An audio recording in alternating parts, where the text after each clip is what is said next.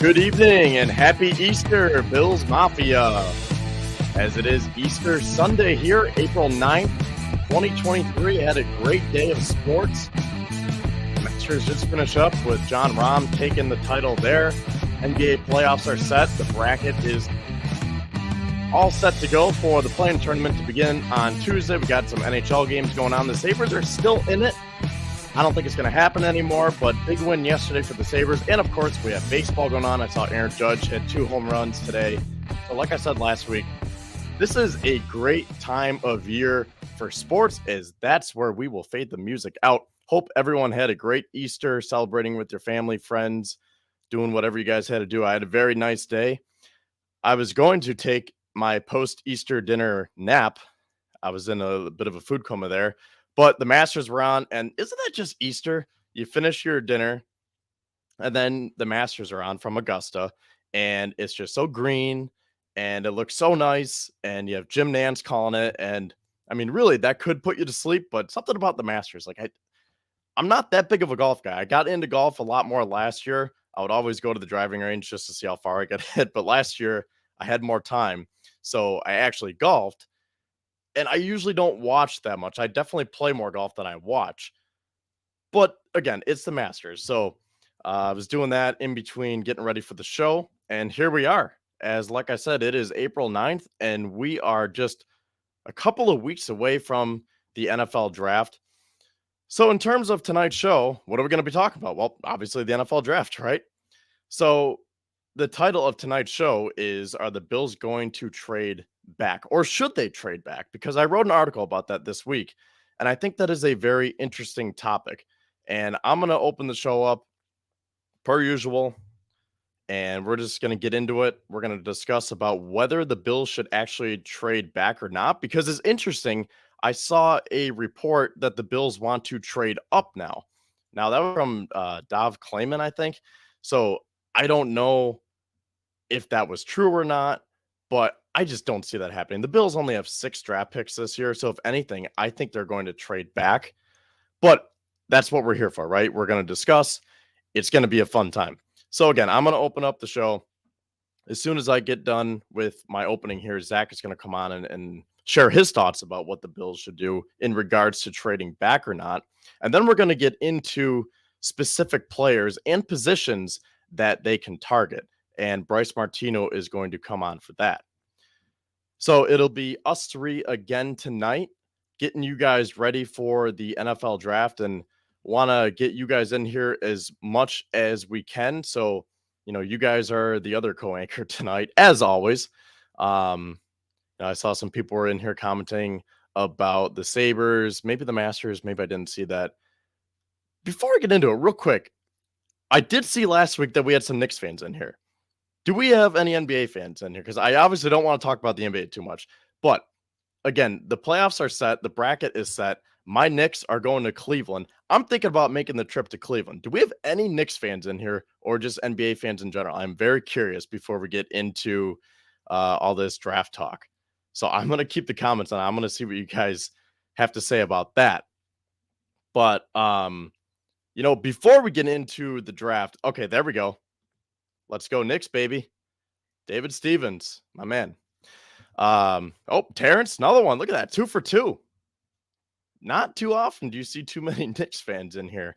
While I wait for more comments about the Knicks or just NBA in general, I do want to open up by saying that, tying this back into Easter and the dinner and being with family and taking that post-dinner nap, getting in that food coma, as soon as I was thinking about dozing off, aside from the Masters, the one main stipulation that I had where I couldn't fall asleep is the news that broke, and that is Odell Beckham Jr. is going to Baltimore.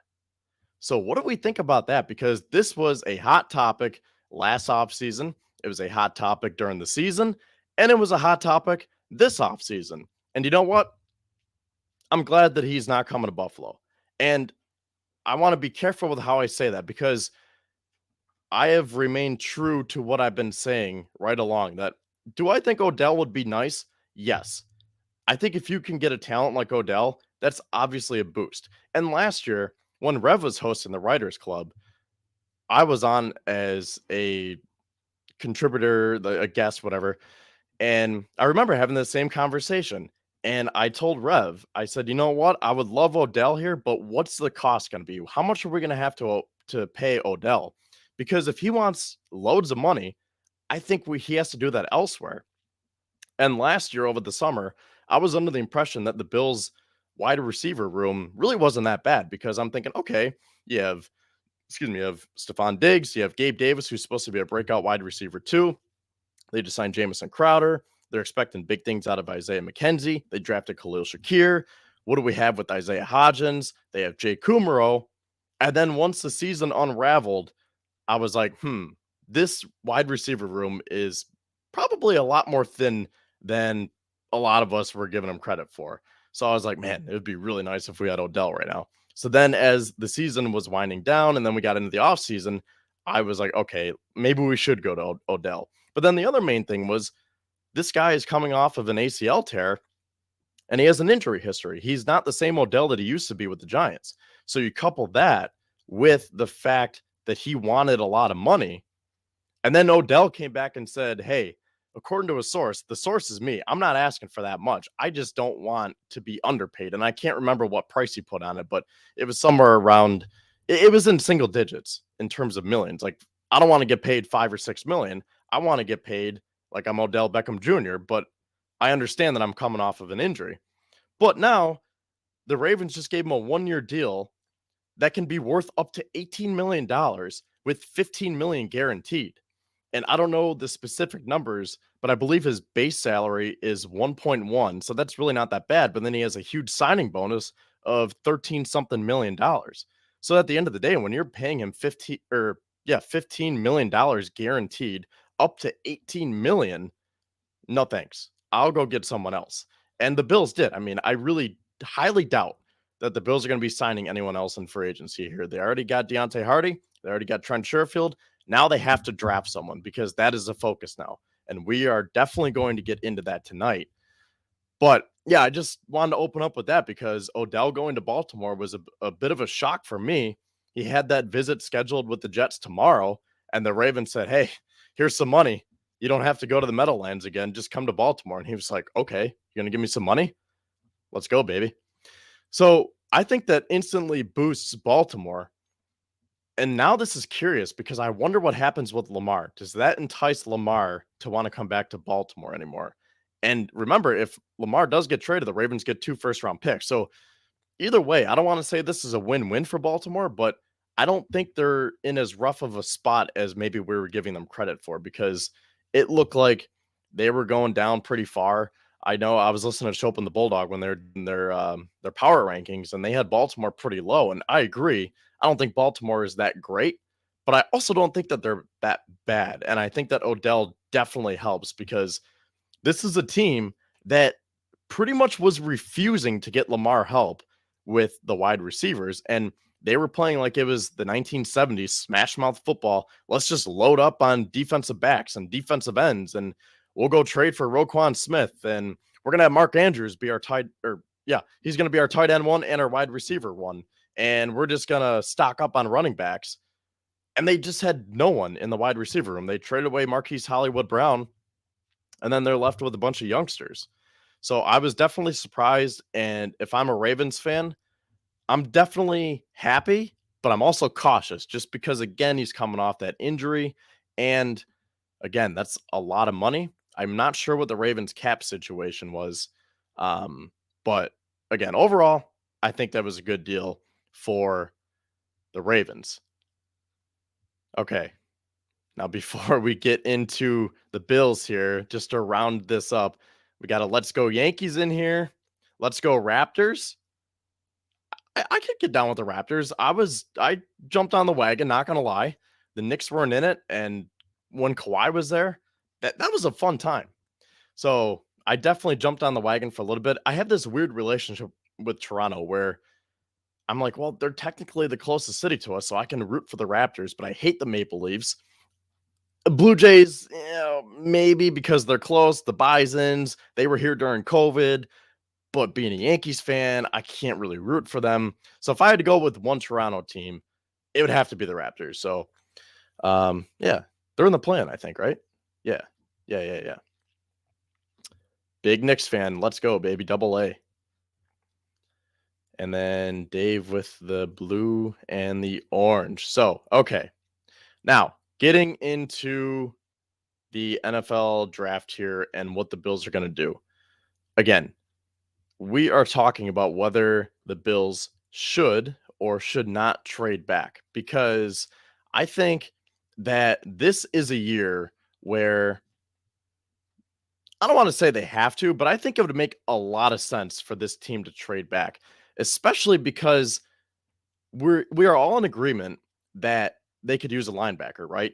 Maybe they are really happy with Terrell Dodson or Terrell Bernard or Balin Spector, but I just cannot see them going into the season with those three platooning at middle linebacker to replace Tremaine Edmonds. So I think they have to draft one. Do they have to do it with their first pick? No, but if it's there, then I'm all for it, because I'm going to spoil it right now. And hopefully you read the article, so maybe it's not too much of a spoil, but I'm a big Jack Campbell guy. So I think if he's there, you take him. But that's the thing. Do you take him at 27 or do you trade back? So before we get into whether they should do that or not, I just kind of want to give a general overview here. So in the article, I was saying how last year I wrote an article about how they could trade up in the draft. This year I'm writing one, or I did write one, on how they can trade back. So the main difference between last year and this year is the amount of holes on the Bills roster. Because going into last year's draft, the only position that really needed to be addressed was cornerback, because Brandon Beane did such a good job of filling as many holes as he could in free agency that aside from finding their CB2, they could really draft the best player available every single round. And maybe you could say a pass catching speed back like James Cook was a need, but really that was more of a want. I mean, this was a team where we were saying, hey, this team is so set that you can draft a punter in round 4 if you want to. And I know maybe not everyone was, but there are a lot of people that were saying, hey, if Matt Arise is there in round 4, let's take him because this team is so complete. That won't hurt us, right? We'll just finish the rest of the draft by being smart. But if we have to reach for a punter, we have the ability to, because this roster is so complete. And now this year, again, given the cap situation, it's a bit of a different tune where I really see it as the Bills have 6 positions that still need to get addressed. And like I said, they only have 6 draft picks right now. So in my opinion, the Bills need, this is in no particular order, but there's probably some order to it, because when I was thinking about it, like, you naturally think of what you want to, like, oh, middle linebacker, that should go first. But either way, middle linebacker, wide receiver, offensive tackle, defensive end, and tight end.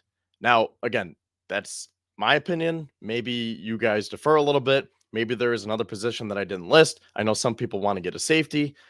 I don't think that the Bills need a safety right now, because given those positions, I don't see a safety fitting into this draft unless they trade back and create more capital and assets. Yeah, then you can get a safety. But if you want to go best player available, that's going to be a tough template to follow when your draft is so limited right now. So just to talk about some of these positions here real quick. I talked about middle linebacker and how you have to fill the shoes from Tremaine Edmonds, but wide receiver, this is probably the second biggest area behind that middle linebacker, because finding a potential wide receiver 2 to take over for Gabe Davis is crucial here. And the fact that the Bills only have 5 wide receivers pencil in on their depth chart. So aside from Gabe Davis, they need help now, not only in the future, but also now.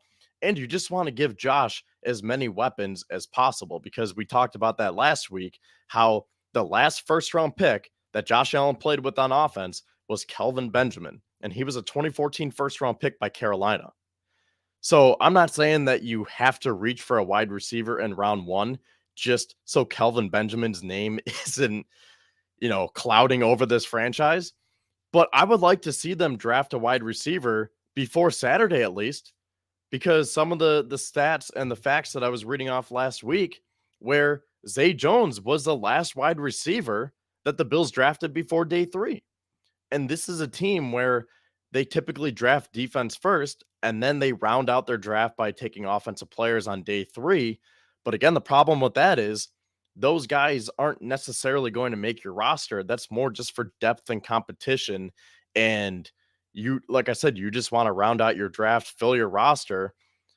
And if they make it, great. But then if they don't, it's like, well, he's only a 6th-round pick, so we can just put him on the practice squad. But again, if you have Isaiah Hodgins, where he doesn't have room to fit on your roster, but you have a team like the Giants who can afford to put him on their roster and depth chart. And then look what happens there.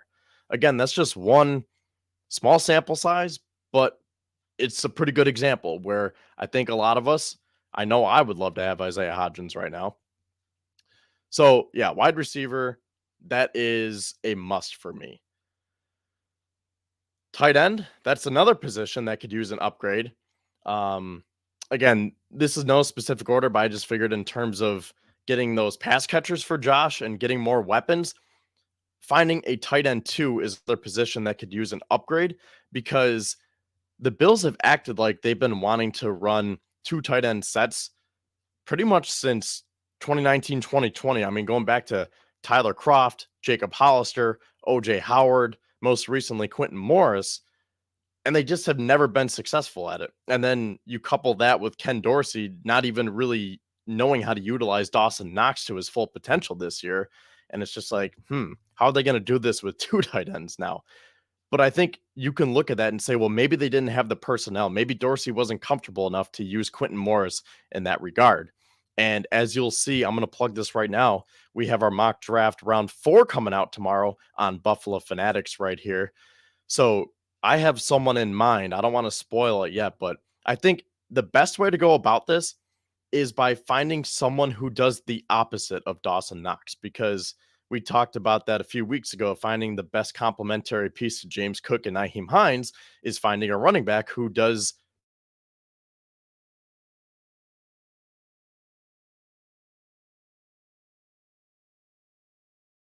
But he is that power back that we were waiting for. So I think you have to do the same thing with the tight end room where Dawson Knox is your pass catcher. Go get a run blocker. Go get someone who can help just pass protect, or you can put him on the line and he can be used for chipping, something that the Bills didn't do a lot of last year.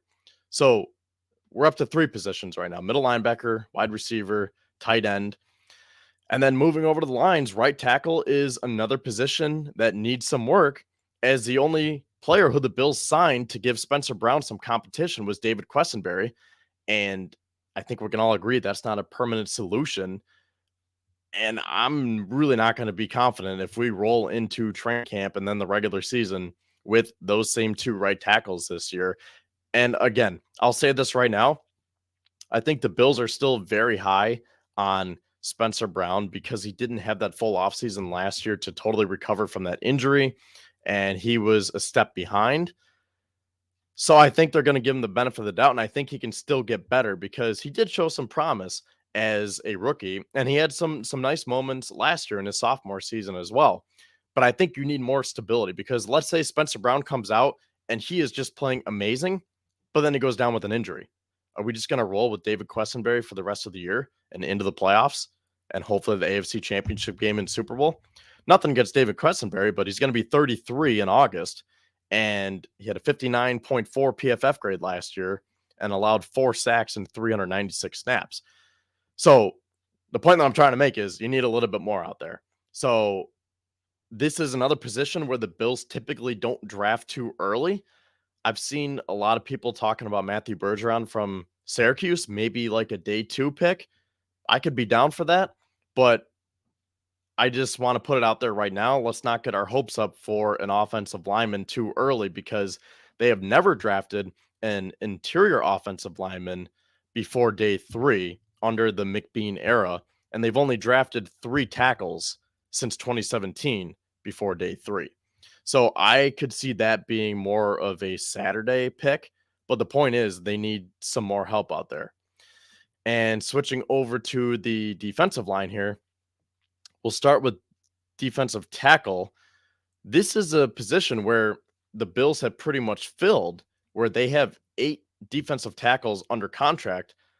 But that's the key word right there. They have 8 defensive tackles under contract for this year. They are all free agents at this time next year. Well, probably a month ago, because they would make some moves by this point next year. But you know what I mean?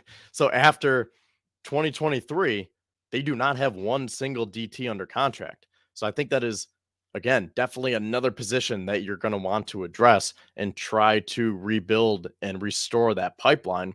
And then defensive end. I talked about this last week, and I know a lot of heads are going to roll here, but the Bills could really draft a defensive end because they haven't re-signed Shaq Lawson. Zach has been talking about Melvin Ingram, and Bryce and I too, because I think Melvin Ingram would be a very nice piece here as that veteran pass rusher until Vaughn comes back. But they haven't done anything yet. So does that mean they want to draft another edge rusher? They can. I'm not going to get on them too much, but I am going to be pretty, I guess annoyed would be the word. I'd be very skeptical if they draft one early. I saw a mock draft where they could trade up to 20 and draft Nolan Smith, and I was like, come on, are you kidding me? That cannot be the move. So again, if you want to do that, maybe Friday, but probably Saturday, sure, because that is one of the 6 positions that I listed. I just think it's not as pressing as a middle linebacker or a wide receiver. So yeah, I mean, those are the 6 positions that I see needing an upgrade: middle linebacker, wide receiver, tight end, tackle, defensive tackle, and defensive end. So what picks do the Bills have? Like I said, they currently have 6 draft picks, and well, that's pretty easy math to do. 6 draft picks with 6 needs. They're going to have their work cut out for them. So in case you guys don't know, or maybe you did and it's not memorized, because who memorizes every single pick? I'm just going to read them off here. They currently own a pick in every single round up until round 7. And the only reason why they have that 5th round pick is because somehow Brandon Beane was able to get that 5th round pick for Cody Ford. So thank God for that. But in terms of the specifics here, so round 1, pick 27. Round 2, pick 59. Round 3, the 91st overall pick. Round 4, pick 130. Round 5, pick 137. Again, that's from Arizona, so that's why it's almost back-to-back with 130, 137. And then they go on a break for a little bit, and their last draft pick, as of right now, is in round 6, pick 205. So again, no 7th round pick. So again, the more I think about it, the more I think trading back makes sense for the Bills, because first of all, they would get more assets to help complete this roster. Because if they have 6 positions that they need to address and they only have 6 picks right now, again, judging by that math, you would say, well, if we get a couple more picks to play around with, that would do better for us. Because like I said in the article, if they're trying to use their best player available template, then they don't have to potentially reach and say, well, the best player available is a safety right now, but we need that tackle a little bit more. So let's reach and grab this guy instead of that safety. So if you make one of these potential trades that I'm going to get to in a few minutes here, I'm thinking you would get 3 picks back, maybe 2, because you would at least get that 2nd round pick, right? So you would swap your 27th overall pick for the teams, let's just say 36, 37, because those are the ones that I used. I'm thinking that the other team would at least give you another pick, if not 2. So if they gave you 3 total picks, the Bills would be up to 8 total draft picks. And then you could say, oh, now we have a little bit of flexibility to move around. And if that best player available happens to be a safety or a cornerback or a position that I haven't mentioned yet, we can take him, and then we can worry about finding that tackle later on in day 3, or that defensive tackle, or a tight end. So I think that's the first reason why they want to do it. Now, it could work out where the best player available every single round covers all 6 of those positions. And again, those are my positions. Maybe the Bills have different positions that are highlighted, but that would be pretty nice if, best player available round 1, middle linebacker, let's take that. Best player available round 2, wide receiver. and it just keeps working like that. But again, that's just very risky. So I think you want to get some more assets back to help out in that regard. But the main reason why I think that the Bills could and should trade back is to stay true to their board. Now, again, like I said earlier, I think we're all under the impression that they could use a middle linebacker. And whether that's Jack Campbell, Drew Sanders, or Trenton Simpson, all these guys have second round grades. Now, I've seen, oddly enough, Trenton Simpson has been rising to where he could be a top 20 pick. I still don't know about that. But then on the flip side, Jack Campbell has been falling to where he could be a third round pick.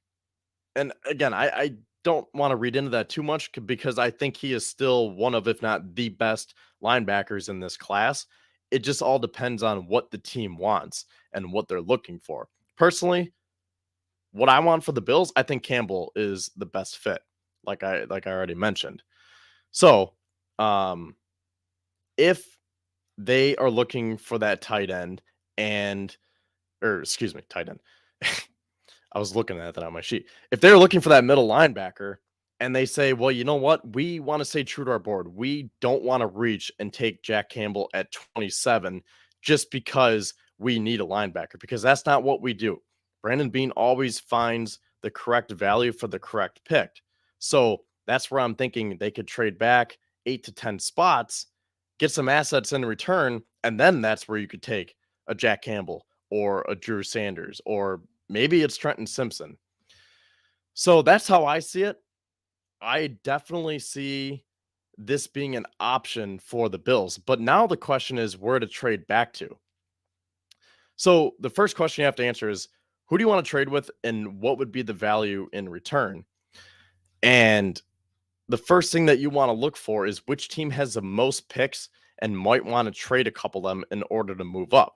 So as it currently stands right now, there are 10 teams who have 10 or more picks. I was kind of surprised when I saw that. I was like, really? I didn't realize that so many teams had so many picks. But those teams are Chicago, Green Bay, Houston, Kansas City, the Rams, the Raiders, the Patriots, the Giants, the Seahawks, and the 49ers. So after that, you narrow it down to the spot that you want to trade down to. And since the Bills would want to move down enough to get some good assets in return, but not too far to the point where their guy would be gone, I'm thinking that the sweet spot is somewhere between 35 and 45. So that would leave us with the Rams picking at 36, the Seahawks at 37, the Raiders at 38, and then the Packers at 45. I think the Packers, that could be a little bit too far down. Again, if Campbell really is falling to the third round, I would be shocked.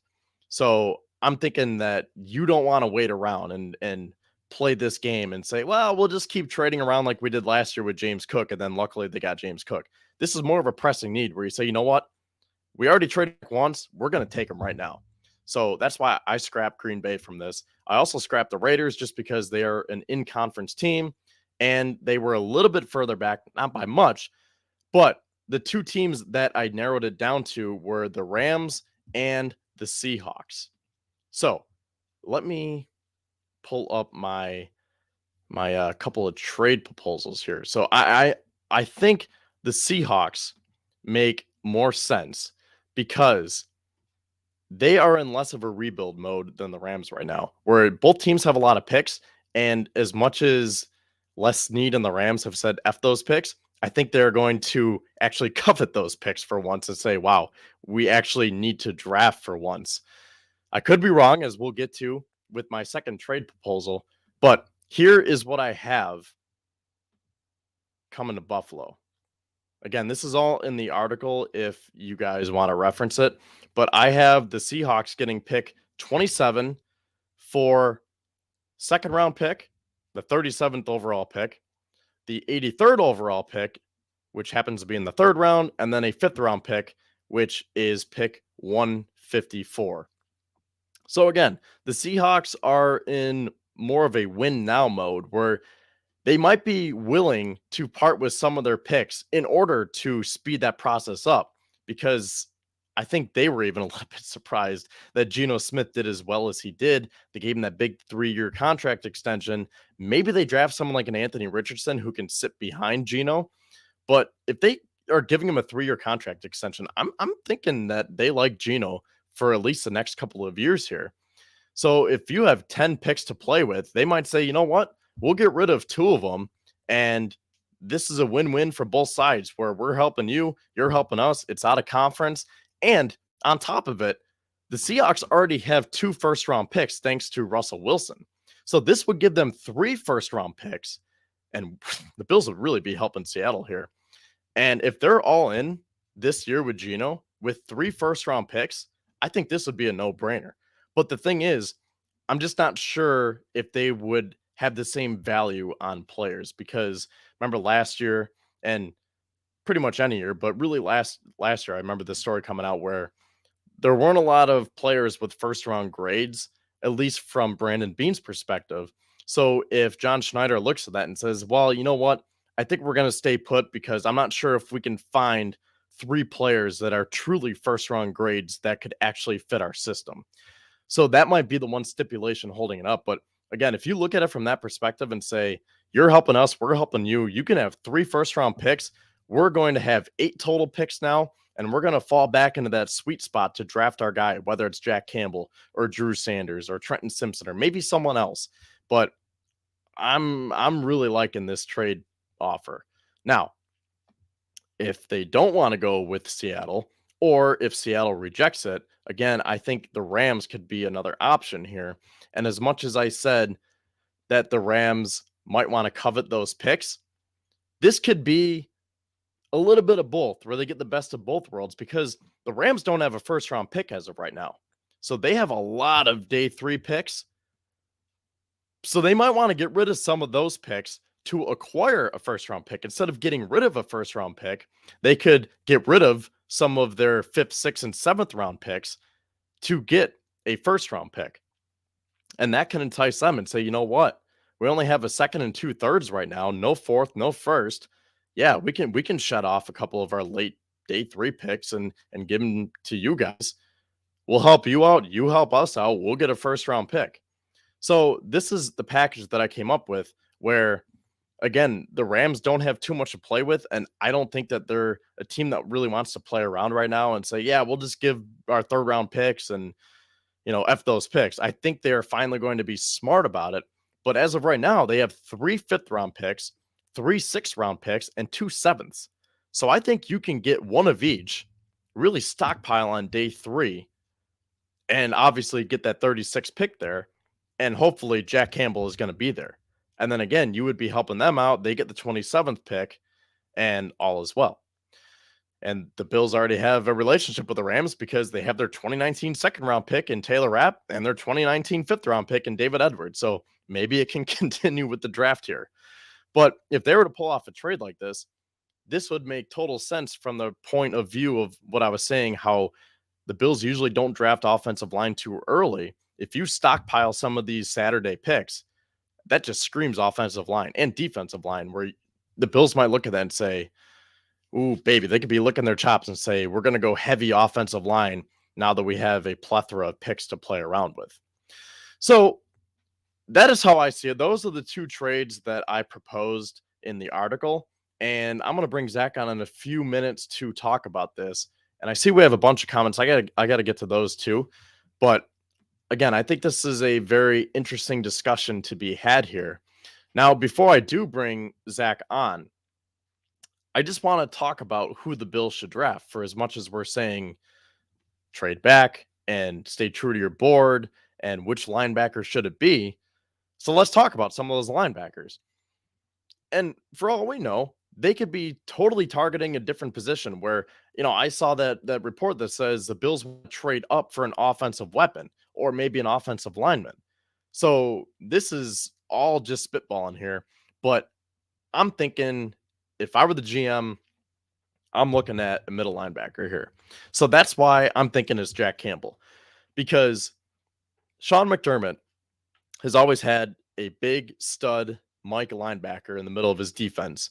And that is exactly what Campbell is. He's 6'5", 249 pounds. played 4 years at Iowa, and we know how McDermott and Beane love those tough, gritty-nosed football players. And he brings size and physicality that McDermott's former linebackers, Luke Kuechly and Tremaine Edmonds, also had. And oddly enough, Campbell has been training this offseason with Luke Kuechly. So in terms of what Campbell brings, he is described as more of a run-stuffing downhill linebacker, but he is also great in coverage, specifically in zone, like the Bills play. So he might not have that athleticism that Drew Sanders and Trenton Simpson have, but he makes up for it with his instincts and his intelligence, as he has a nose for the football. So he could be a step behind, but he's so smart that he knows where to be and when to be there. And according to Joe Marino, formerly of the Draft Network, he quoted, or I quoted him. He had a quote that said, "His coverage reps in 2022 were excellent, showcasing a strong understanding of spacing, squeezing routes, and eye discipline. Not to mention, he can also play special teams and has great leadership qualities." Again, that screams McDermott. And one of my favorite parts about Campbell's scouting report is that due to those good instincts, he won't get eaten up by his blockers. And that's something that Tremaine Edmonds often struggled with, and something that we often talked about as Bills fans. So according to Marino, Campbell, quote, "does well to stack and shed blocks while playing off contact." So, I mean, that right there just kind of was the cherry on top for me, where it's like, okay, this is a guy to replace Tremaine Edmonds, where he could be that big middle linebacker, but also not get eaten up by his blocks. And if you guys have been keeping up with our mock drafts, someone that I have mocked to the Bills, and Yeston Harris also is in love with this guy. He's going to have a scouting report coming out on him later this week. But Siaka Ika from Baylor, where he is a big space eater, big defensive tackle, nose tackle. He was 357 pounds, shut off 20 pounds, so he's about 337 right now. But they're saying that he has uncommon athleticism for his size and just raw strength. And the thing that I love about him is that it said that he can take on those blockers and clean the lanes for the linebackers. So I was like, wow, you put both of these together here. If you have a big nose tackle who can clear up that space for your linebacker, I mean, this is Ika and not Tremaine Edmonds. This is Ika and Jack Campbell. So that is the dynamic duo that I'm kind of hoping for here with the Bills. So, okay, maybe it's not Jack Campbell, because I know a lot of people, maybe they don't like Jack Campbell, or they just like Drew Sanders or Trenton Simpson better. So in terms of what those guys do, I'm going to start with Simpson, because he is more that Swiss Army knife, as he has experience on not only linebacker, but also safety and on the edge. Clemson just pretty much lined him up everywhere, where he was pretty much like that Micah Parsons of the defense, given that versatility and athleticism. So as great as it would be to have this type of a hybrid player, I just don't think he matches the Bills' scheme with what they want to do, because yeah, maybe if you put him with Matt Milano, the Bills want to play positionless football sometimes, especially in terms of their linebackers. But with McDermott taking over the defense, let's not forget, he's taken over the defense this year. And if you trace it back to his days in Carolina, again, he had Luke Kuechly and then Tremaine Edmonds, who a lot of people said he was supposed to be the next Luke Kuechly. Whether he lived up to that hype, that's really not for us to determine anymore. He's often in Chicago, so we wouldn't really be able to make that big of an assessment on his career thus far. But that's not our problem anymore to worry about. But I think that McDermott is a Jack Campbell guy. Like, it just seems to make too much sense. But they could really like Trenton Simpson, given that versatility. Maybe they want to do some different things on defense. Maybe they want to play more of a 4-3 now with Leslie Frazier out of the mix. Maybe they want to take Taron Johnson off the field, put a third linebacker out there. You get Trenton Simpson, and then you can put Terrell Dodson in the middle, or Terrell Bernard, and you have positionless football. Maybe. I just don't see it as much. Now, Drew Sanders is more comparable to Campbell in that he's projected to be a middle linebacker in the NFL. So he was actually recruited to Alabama as an edge rusher, where he played for 2 seasons, but then he transferred to Arkansas following his sophomore season, and it was the Razorbacks who converted him to an off-ball linebacker.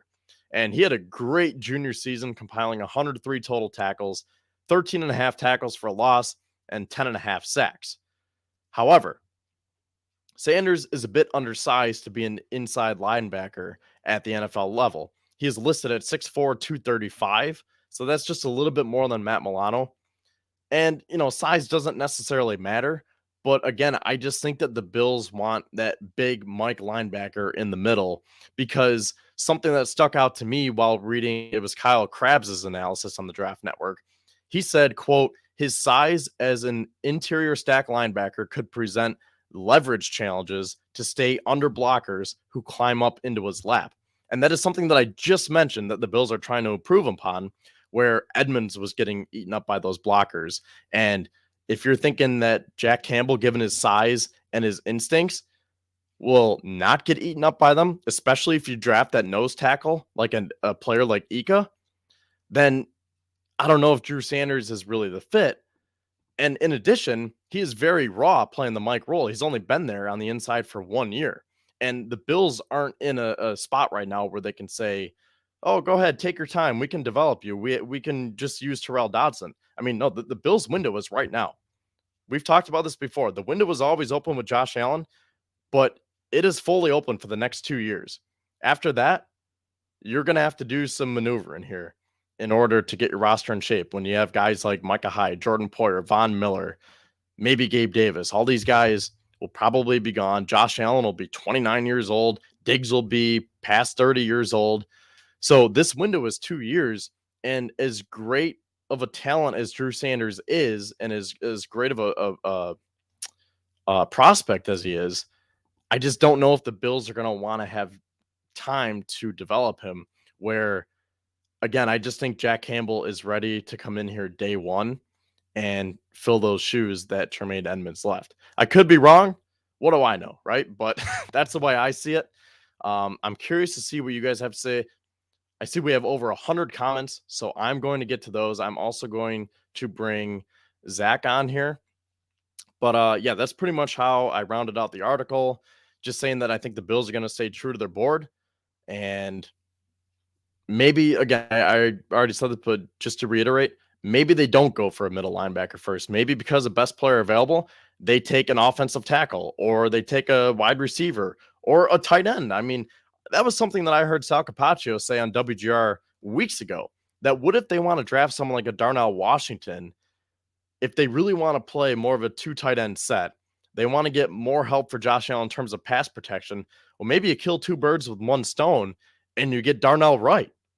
And even if you don't want to take him at 27, maybe they trade back in and take Darnell Wright. Or they're supposed to visit with, did I say Darnell Wright? I meant Darnell Washington. But Darnell Wright is another guy that the Bills have been apparently interested in. So one of the 2 Darnells, I mean, maybe they could be in Buffalo for as much as we're talking about a middle linebacker.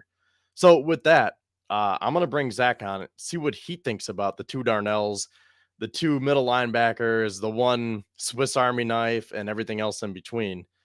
So I promise I'm going to get to your comments now. Zach, the floor is yours. And man, we're almost 45 minutes in, so happy to have you on here. My goodness. Hey, I can mute you at any time. Just remember that. I mean, true. As for what you were talking about at the top, whether or not the Bills should trade down or trade back, I mean, if you can get a good enough value for the 27th pick and still be able to get in position to get the guy you'd like, then yeah, go for it. Get a couple extra picks, couple more cheap contracts on the books for the next 4 to 5 years. But the question is, though, it's like, if Jack Campbell is the guy you want, and you don't know whether he'll be available in the second round. Like, I think somebody in the comments mentioned earlier that Pittsburgh might be interested in him, and they have the first pick in the second round and also another pick before the Bills in the second round. So I think that if Jack Campbell is their guy, you might just want to consider taking him at 27 and just leaving it at that. Yeah, and that's the tough problem here where do you want to potentially reach? Because that was the main point that I was trying to get at it all comes down to Brandon Beane's board and how much he wants to play around with it. And this is a year where as much as you want to play around and potentially get some assets in return to help the rest of your draft and help the rest of your team, you don't want to play around too much when you have these pressing needs and say, well, we'll just try to trade out, trade back, get a couple of picks, and hopefully Campbell will be there. Well, what if he's not there? What if you run into a team like Kansas City who jumped the Bills last year because they knew that they wanted to take a cornerback? So, like you said, if he's there at 27, maybe you just take him and say, you know what? We're just going to have to knock the rest of this draft out of the park and really hit on all these picks. Yeah, like basically, like you said, just take the guy you want when you know you can get him. Or if you trade down, just make sure that you are still in a position to get him. But that's not guaranteed. But as for in terms of your needs that you listed, I think the question is though is like are which ones are immediate needs and which ones are long-term needs? Because you listed 6 positions, but I think only 2 of them are really immediate needs, and that would be middle linebacker and wide receiver. I would Actually, agree. wide receiver is a little iffy too. Like you can find talented wide receivers in any draft class. So I don't think you have to bend over backwards to get one day 1 or 2. Now, what do you think about tight ends? Because we're going to save this for when Bryce comes on a little bit later in terms of the specifics. But how do you view my assessment of the tight end room and potentially getting that tight end 2 to pair with Dawson Knox? I think that again, if Bean is truly interested in best player available and the best player ends up being a tight end, not necessarily at 27 because I feel like that'd be a bit too high, especially for considering the Bills' current roster and the fact that they're now invested significant capital money into Dawson Knox. But this is a pretty deep tight end class. So it would be nice if the Bills could, at one way or another, at some point, get a tight end this year. That being said, the type of tight end we get, I think it would be more likely they draft a blocking tight end to replace Tommy Sweeney than anything else because they like having that skill set. But that wouldn't be until day 3. Yeah, so I think we'll cap it off there for now because, like I said, we're going to save this more for the back half of the show. But getting back to the article here, what do you think about trading back in general? Like, let's put Jack Campbell aside, Drew Sanders aside, and let's just put the positions aside. What do you think about the Bills trading back this year? Because we talked about them trading up last year, and with that report that they want to trade up this year, I know that probably excites some people, but based on their roster and how it is right now and the current draft picks, how do you feel about that? I think I pretty much already answered that when I said if you can trade down and still get the guys you want, or if you have enough guys on the list where you feel comfortable trading down for your second option, then go ahead and do that. Get a couple more cheap contracts on the books. But I don't think you necessarily have to trade down this year. I don't think you necessarily have to do anything this year besides, making the picks you got. But what do you think about potentially getting more picks back and more assets? Like when I was saying how the way I see it, maybe I should start with this. How many positions do you see being a need right now for the Bills?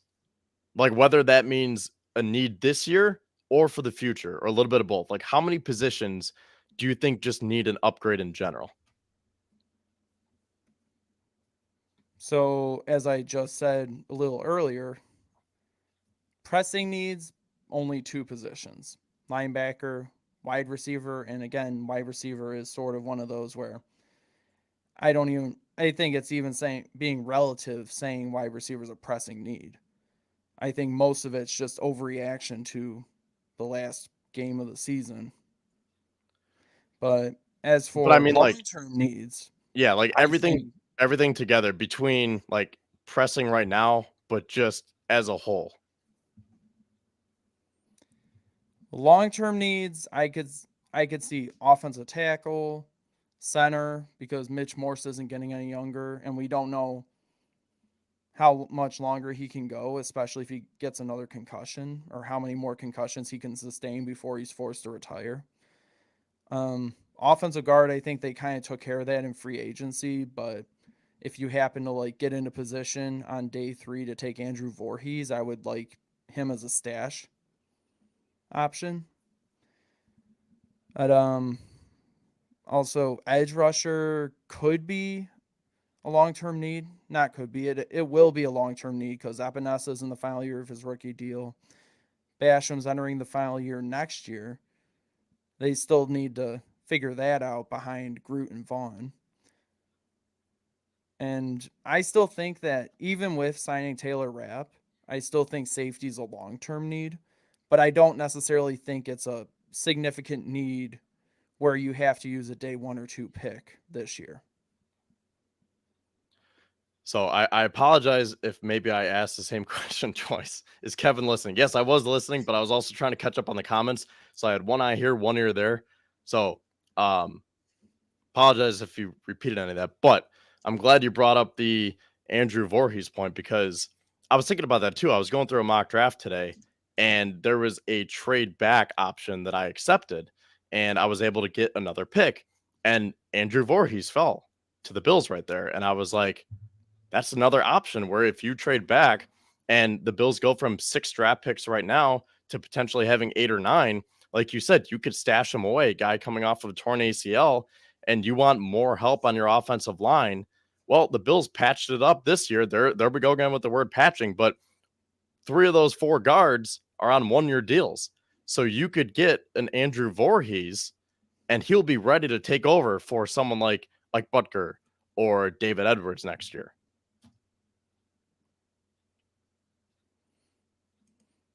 Yeah, I think that's the big appeal with Voorhees is the fact that everyone thinks he entered this offseason, the draft process, in a as I think he was pegged as a day 2 pick, and then he got injured. Didn't he get injured at the combine? But he still had like a really good bench press, or something happened where he got injured at the combine, and that obviously meant that his draft stock fell because he's not going to be. Yeah, he tore his ACL. Thanks, Bryce. He tore his ACL, so he will miss his rookie year. And that's why, even though the Bills did sign David Edwards, they have Ryan Bates, and they signed Connor McGovern too.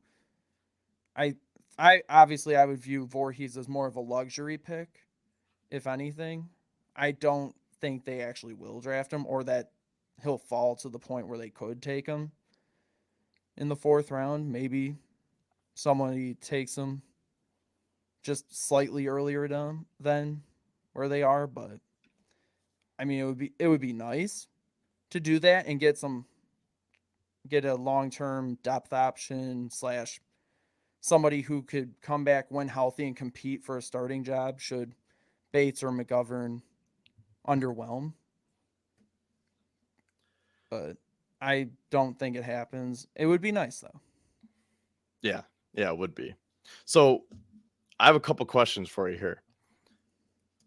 One, how do you assess the value here between the rounds? Like, do you do it the way I do it, where I sometimes segment the draft and say, you know what, I think the Bills could go after a defensive tackle and a wide receiver between rounds 2 and 3, because that's how I'm looking at it, where I think you get a linebacker in round 1, and then maybe I'm liking some wide receivers and defensive tackles on Friday, where if you don't get that wide receiver and you say, oh, well, I really like Keanu Benton, or I really like Mozzie Smith if he's there, we're going to take him with the 59th overall pick. But then maybe we could go get a wide receiver on day 3. So I try to do it best player available within reason, where I try to like segment it, where I try to assess the value of different rounds. So like for me, I see there being value in a wide receiver and a defensive tackle in rounds 2 and 3. Do you see it that way, or are you just strictly however the board falls? I would say it really depends on the strength and the quality of depth in the draft class. Like defensive tackle, I think that has a better value in round 2 or 3, and then it kind of drops off. Where it would probably be best if the Bills are going to address defensive tackle this year, your probably best bet is second or third round. Like if you could get Ika or Gervin Dexter or one of those guys or Keanu Benton, that would probably be the best time to address that position. Wide receiver, I don't think it's necessarily as concrete as saying, "Oh, you should take one second round, third round," because, like I said, you can find quality receivers throughout the draft board any given year. And there are a couple interesting prospects who may end up falling into the 4th round. Now, part 2 of that question is, how do you feel about going hard on a certain position? Because I've seen some people say, I don't care, do whatever it has to take to protect Josh Allen. Take 3 offensive linemen for all I care. So are you on board for that, where you're saying, you know what, I don't care, build up this line to do whatever it takes to protect Josh? Or are you kind of more in the middle and say, well, no, we still need that linebacker, we still need a wide receiver before just finding a scrap on Saturday at 4:00? I think that if the board falls the way where offensive line is the best player available a couple times this year for the Bills draft class, then by all means, go for it. I think it just depends on whether or not you address linebacker. Wide receiver, again, like I said, you don't necessarily have to specifically take one in a certain round because you can find quality wide receiver prospects throughout the draft. So maybe offensive line is something you consider day 2, early day 3. Well, John here says edge round 1. And that's something where John is probably in the minority, but I'm here for it. But like, I'm not here for it in terms of like, I think the Bills should do it, but I like hearing different opinions, because for as much as we're talking about linebacker, wide receiver, tackle, it's interesting to hear someone say that they need an edge, because again, I mean, that's a position that we were talking about, where I might as well throw it back to you now. I already mentioned him, but do you think there's still a shot that they could get Melvin Ingram? Or is this just better to maybe draft that edge rusher regardless of what round it is? Or maybe a UDFA? I mean, maybe you probably want someone more than just an undrafted free agent. If you're really going to pair him with Greg Rousseau until Vaughn comes back, I think you're going to want to get someone with some stature. So again, if they don't sign anyone, maybe John is right in saying that maybe they're not going to go round 1, but maybe this could be a position that's going to be a little bit higher than some other people are expecting, because someone's got to hold that fort down. Unless AJ Epinesa or Boogie Basham has been saying how this is a make or break year for him. He's going to tear it up this year. If Basham comes out and he's tearing it up, maybe you could pair him with Rousseau, and then you need someone to pair with AJ Epinesa. But regardless, you need someone to hold the fort down. And I don't think it can just be a late day 3 pick or undrafted free agent. So, I mean, this could really be something, a position that gets addressed earlier than a lot of fans are expecting. So, to your point about the question about edge, specifically Melvin Ingram, the date to watch for with that would be May 3rd. Because May 3rd, that's when the compensatory formula closes, so that any signing that happens after that doesn't count for or against a team. So, like right now, how the Bills are in place to get a 3rd round pick for Tremaine Edmonds, if Melvin Ingram remains unsigned through May 3rd, they can just sign him and be on their merry way. And I mean, obviously, I think that if they don't draft an edge rusher, I think that's how they're going to go. They're just going to sign a free agent who's out there, bring him in to compete in camp, maybe as additional depth. They could still bring back Shaq Lawson. He's still out there. I would still say I'd like to see Melvin Ingram because he's a really good pass rusher. And as for in the draft, though, I also wouldn't be surprised if they drafted an edge rusher. Would I be a bit disappointed? Yeah, because I still think that you have more pressing issues to attend to. I would probably be upset if they did draft an edge rusher at 27. I would definitely be upset if they traded up for an edge rusher, as who was it, Chad Reuter put out there. I think so, yeah. Yeah, trade up for Nolan Smith at 20. I mean, like, Can you I wouldn't imagine the be, fan base if that happens? I wouldn't be against the player. No, The but player would be a fine pick. just the whole but I principle wouldn't of trade up trading for up when you only have 6 picks to begin with, and you're not trading up for a big weapon for Josh. You're trading up for another edge rusher, a position that I don't want to say they failed at drafting, but it's been pretty underwhelming over the last few years. Yeah, like I said, Nolan Smith, the player, he would be nice. He would be nice to have. Just don't trade up for him. Like, I don't think I'd be too happy, especially if you had to give up. I think they said that the mock trade up was like the Bills' third rounder or something. But especially if you had to give up more significant draft capital to move up to get him, I wouldn't like that. But I still think that the Bills have more pressing needs to attend to early. And here's a very good point right here. Growing Legit says, I hate edge rusher talk after spending all that money on Vaughn. So that's where the word capital comes in, because he's right. That's a lot of money that you spent on the position and a lot of capital in terms of those draft picks too, where I just think that that would be a tough selling point to say, oh, we're just going to spend another high pick on an edge rusher, even though we've drafted Greg Rousseau round 1. We drafted AJ Epinesa round 2, and that was really the first pick for the Bills that year. Then they went back to back with Boogie Basham, and then they spent $120 million on Vaughn. Like you said, there's more pressing needs right now. I understand best player available, but again, it's all within reason.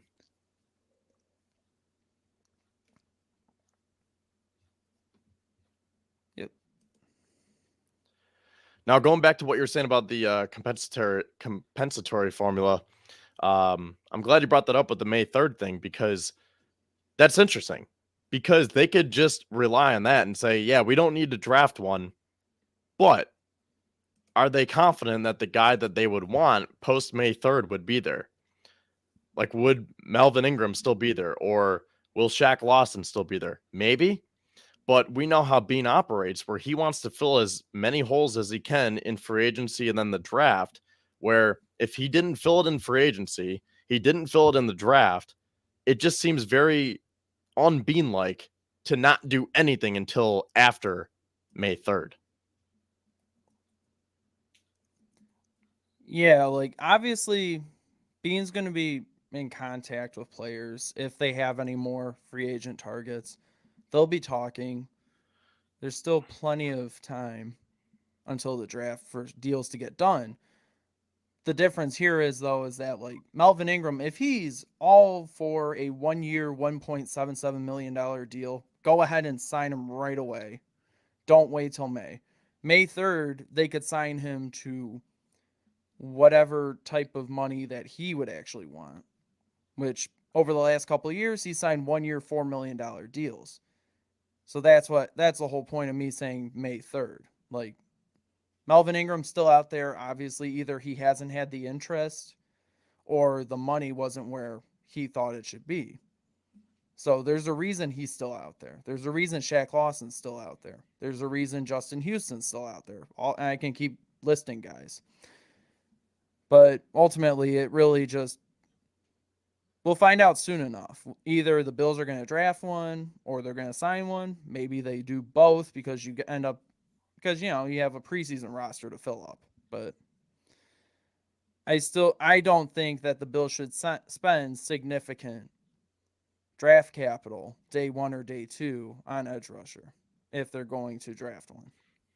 Yeah, I'm going to go back to what you said earlier, and that the two pressing needs as of right now, linebacker and wide receiver.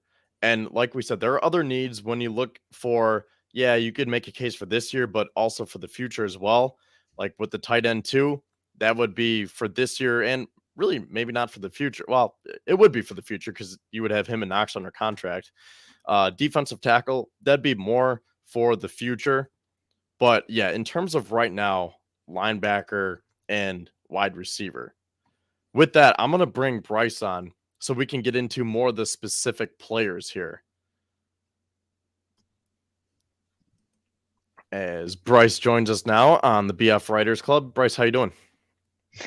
Doing pretty good. Glad to be here. How about you? Or should I say Evan 2.0?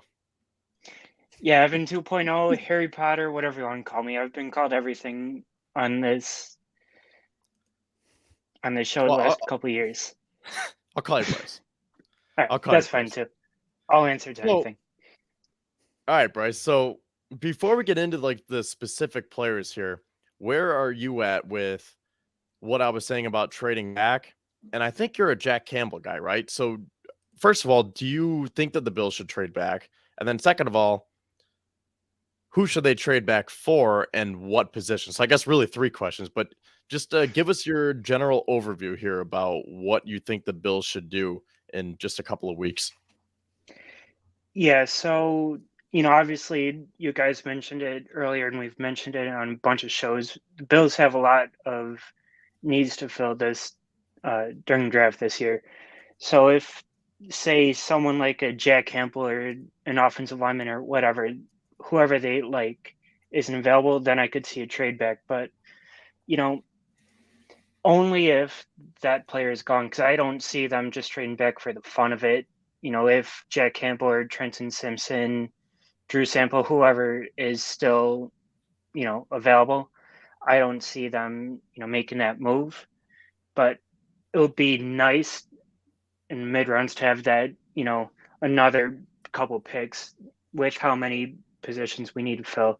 Because, there's still tackle, DN, D tackle, whatever you want to list. So do you say that positions to fill?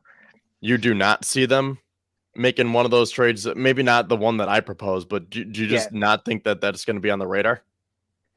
I don't think so. It would have to be for the right price, though, because I don't see him just doing it for the hell of it.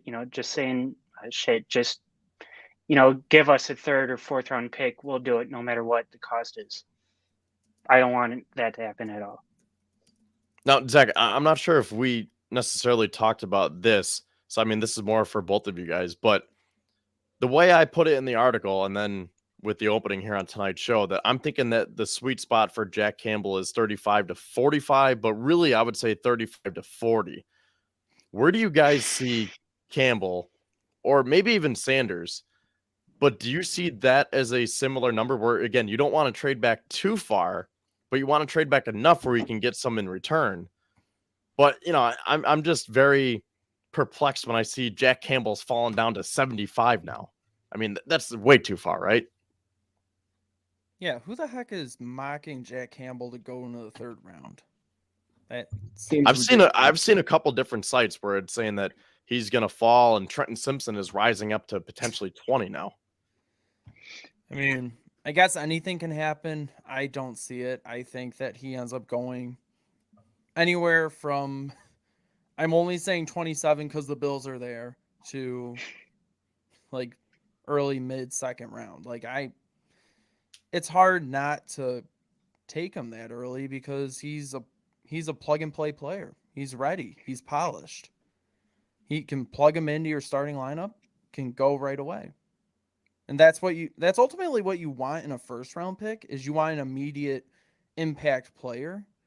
That's another reason why I wouldn't have a problem with them taking him at 27, even if it is a little high for his range.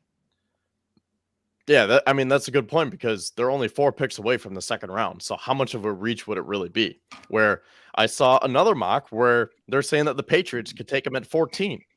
And I think that would be a reach. Like if the Bills did that, and then it's like, okay, that's a reach. You should trade back. But if the Bills decide not to trade back and take him at 27, is it a reach? Maybe, according to some analysts, but it all comes back to Brandon Beane's board. And regardless, if that's a need, and if he's ready to come in day one, you just fulfilled that need. You didn't get more assets to help later on in the draft, but you filled a big hole right there.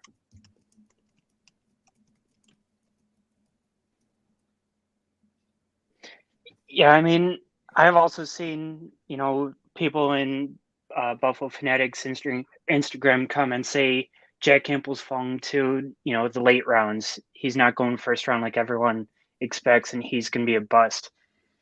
I don't see that happening. I think that's a bit of a reach, because if you've seen his film, he's put up, good production, good stats, good everything. He's been, he's made an all ACC team, or I think all ACC twice now in his career. So it's not like he's some trash player. Yeah, so now that we're getting into the specific players here, I mean, we talked about Jack Campbell, but I want to talk more about these two guys here, Drew Sanders and Trenton Simpson.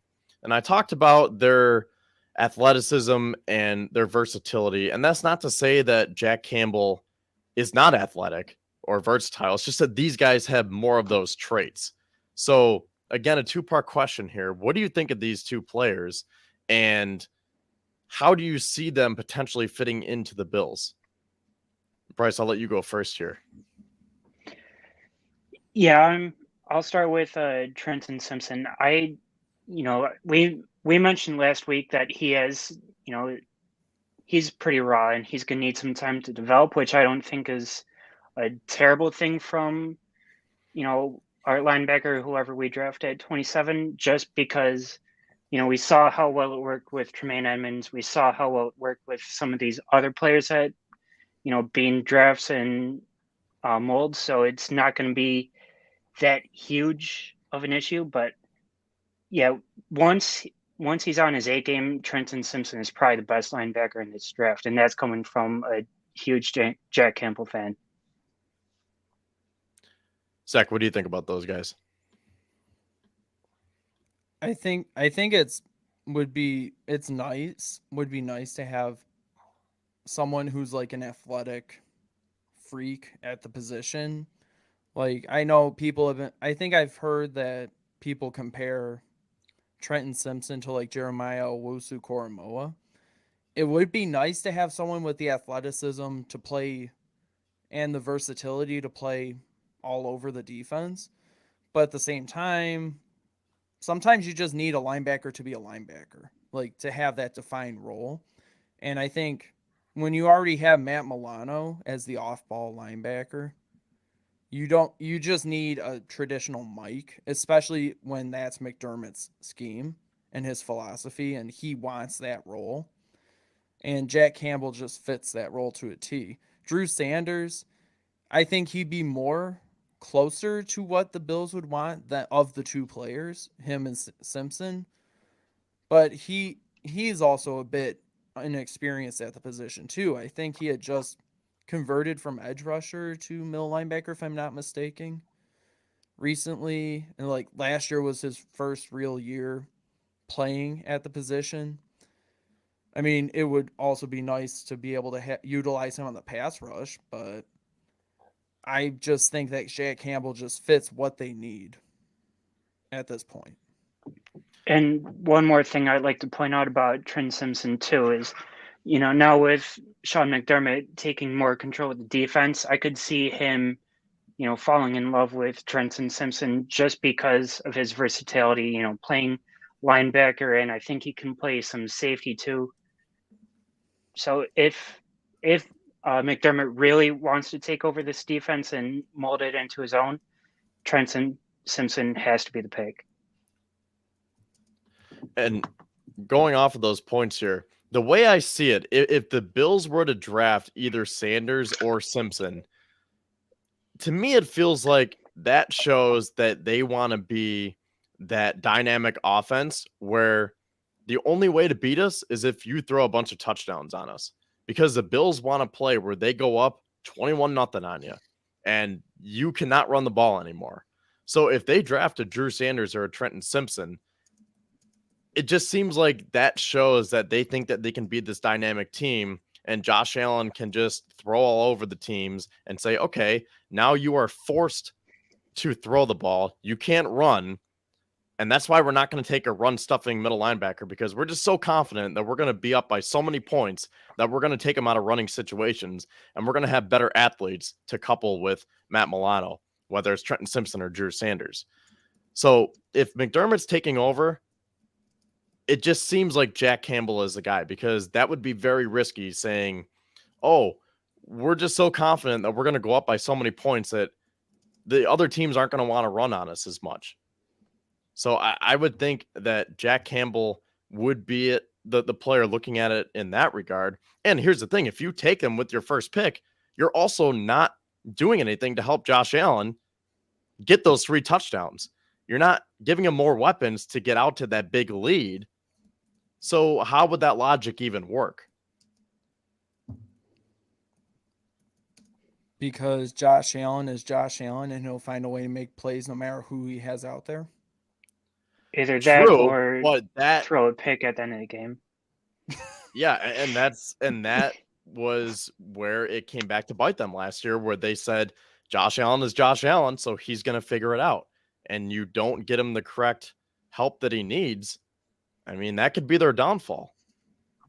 So I'm just trying to look at it from different points of view here, where if they go all in on the defense and say Josh Allen is fine, we don't need to get him more help. Let's just go get these athletic linebackers. And, now we can play some dime with Taylor Rapp. And now we can play some more 4-3. We're going to sprinkle in Terrell Bernard. We're going to put Terrell Dodson in. Now we're going to draft Drew Sanders.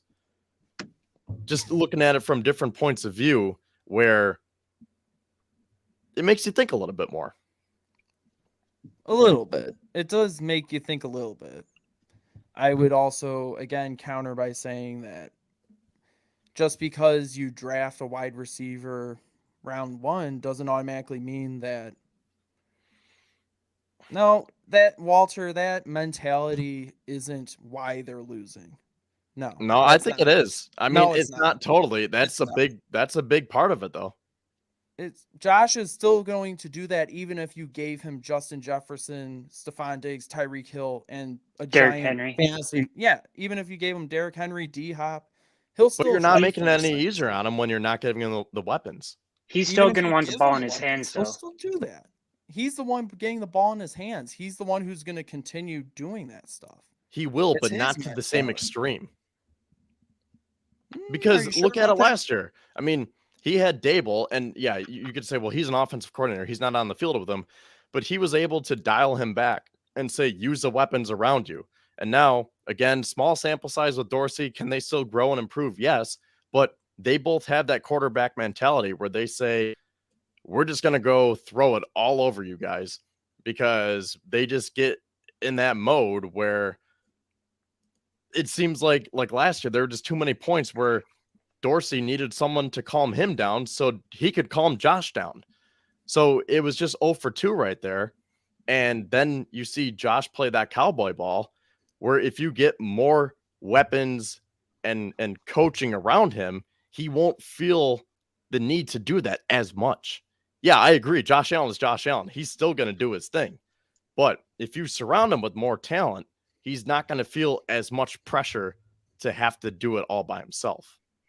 Now, while I do agree with you there, say it's coming down to the final play of the game, do you think he's going to trust himself or someone like Derrick Henry, Justin Jefferson, someone like that more than him?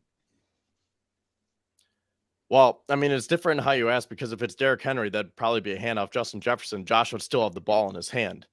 So I think he would, be able to trust Justin Jefferson to go up and make the catch, where he's still going to have the ability to do things. Like, are we saying Josh taking off and running, or Josh trying to fit balls in tight windows? Like, what kind of angle are we taking this here?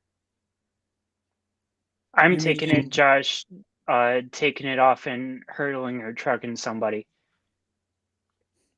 But yeah, I mean, I think that would stop a little bit. I mean, we're good for at least one truck or hurdle a year, right? Like that's not gonna stop. But I don't think we're gonna see as many attempts if you have a Justin Jefferson or a Derrick Henry, because then Josh is gonna get smart enough and say, "Hey, I'm starting to get up there a little bit in age.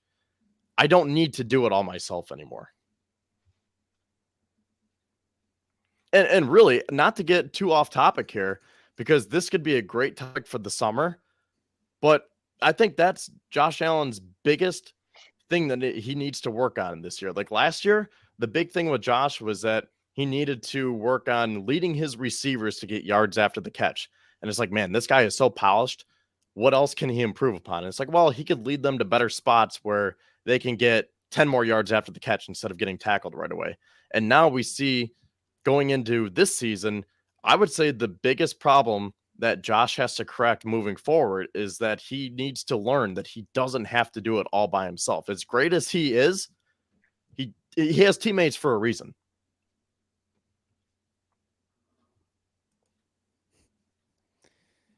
that the other thing to this too is that you can find playmakers in any round. You don't have to draft a wide receiver in the first round just for the sake of drafting a wide receiver in the first round. Oh yeah, I agree. Well, that being said, I want to talk about some wide receivers. So, Bryce, you wrote an article where you highlighted some potential wide receivers that the Bills could draft. Why don't you tell us about some of those guys and we'll get into it. Yeah, so first off, I want to mention Quentin Johnston from TCU. Big wide receiver like we're looking for. Fast, runs like a 4.3 something, I think. Exactly what Buffalo fans have been looking for all offseason, from DeAndre Hopkins to, Odell. The only issue I have with him is his drop issues, which fans have gotten on Gabe Davis and Isaiah McKenzie for. We all know that, but you know, give him time, let him polish a little bit, and I think he can be a really, really great wide receiver too. Another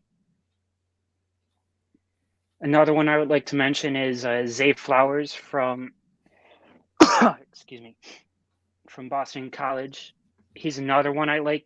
Probably would be in the first round.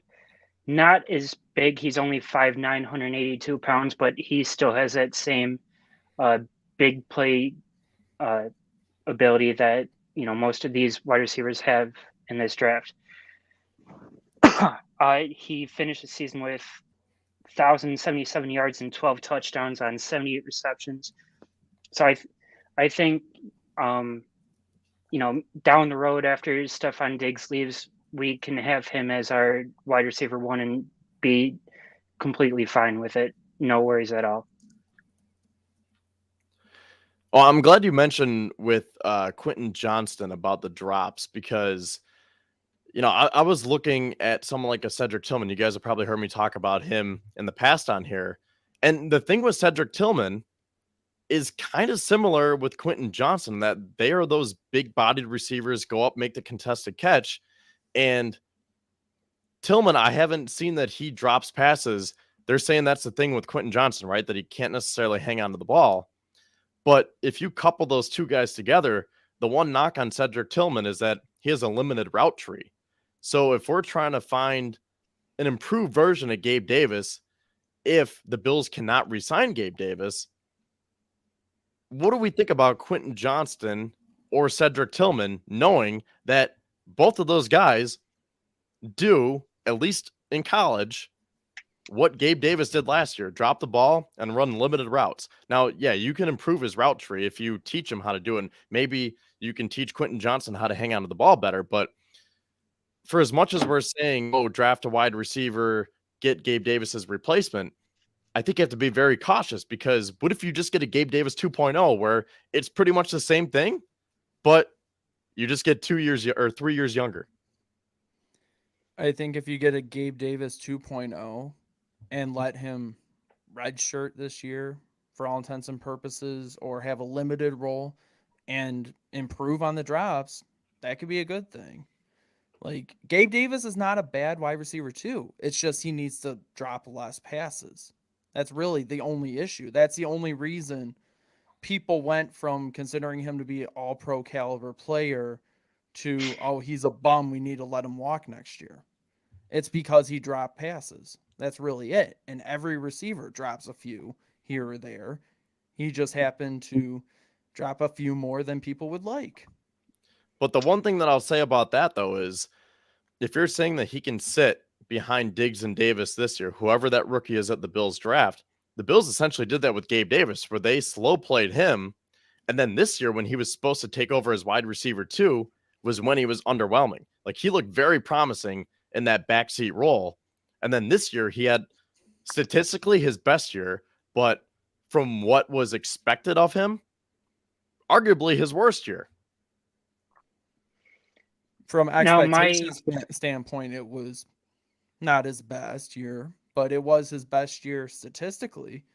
He is who everyone originally thought he was. He's not going to be a wide receiver 1. We know that. He's a solid wide receiver 2. It's just people are down on him because they overreacted to his Chiefs playoff game and thought he was going to be an all-pro for some reason. I feel threatened here. You caught on to that. I did. You said it twice. I did say it twice.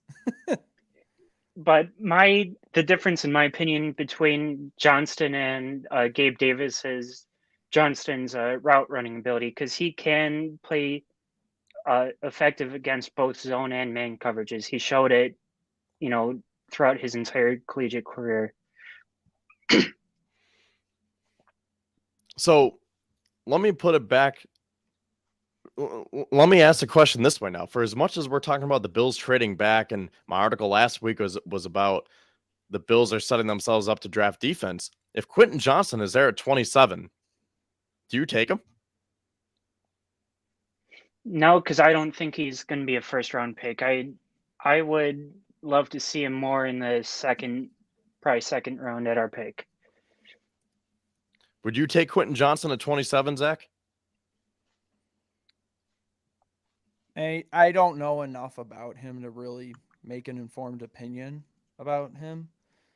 But if the Bills feel strongly enough about his potential that they feel it warrants the 27th pick, then go for it. Yeah, I mean, I think I would have to agree with you because I don't know as much as the Bills scouting department does. He seems very intriguing.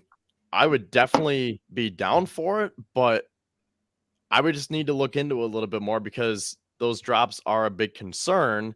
And especially if you're also looking for that linebacker and you have the ability to potentially trade back. If you have a team calling you and saying like, hey, if you want to trade back, we'll trade up to 27.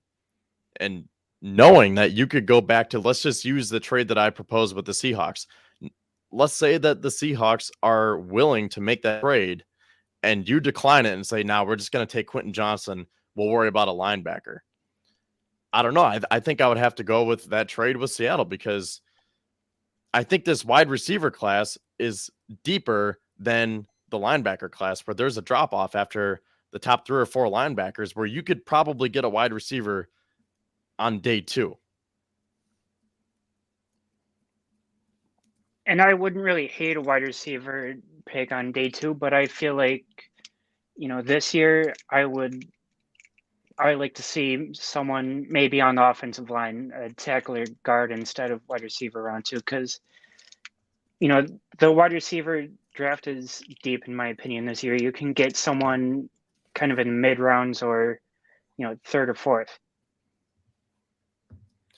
Now, let me throw it back to you, Bryce, because you talked about Zay Flowers. What do you like about him? Because let me just say this right now. As much of a prospect as he might be, and as exciting as he might be, I just don't want him solely for the fact that, to use a word that I've seen someone use before, actually multiple people on Twitter, he'd be another Smurf. And as funny as that sounds, it's kind of true where the Bills had a bunch of Smurfs last year, a bunch of small guys that were running around playing the slot, and you're trying to advance from that and get more help on the outside. And yeah, maybe Flowers has that flexibility, but if you're 5'9", I mean, your main role is going to be a slot player. You have Deontay Hardy, who's 5'6", Khalil Shakir, who is decent size, but not the tallest grape of the bunch. So I just don't know how I feel about Zay Flowers because I feel like I'd rather go with a Quentin Johnston in that scenario. Yeah, I think I would prefer Johnston a little bit more, just not in the first round. What I do like about Flowers, though, is his contested catch rate this past season was 50%. So even though he is standing at 5'9", 182 pounds, still on his shorter and smaller side, he is going up to catch these balls at good rate. And he, for Ken Dorsey and his fascination with speedy receivers, I do think Flowers does fit that mold too, running a 4.42 40 at the combine. But like I said, I would still prefer someone on the bigger side than, Zay Flowers.